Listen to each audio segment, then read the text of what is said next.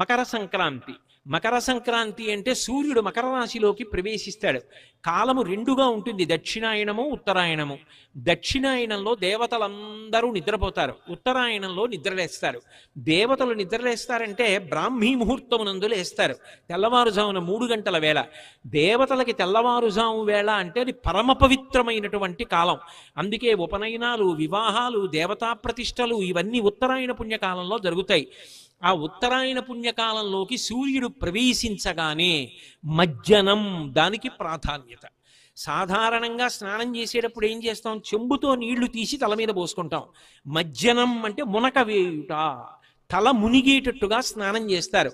జీవనదులలో కానీ పుష్కరిణులలో కానీ స్నానం చేస్తూ ఉంటారు. తల ముంచి స్నానం చేస్తారు, దాన్ని మజ్జనం అంటారు. స్నానం చేసి దేవతా సంబంధంగా, పితృదేవతా సంబంధంగా, జీవ సంబంధంగా అభ్యున్నతిని కల్పించే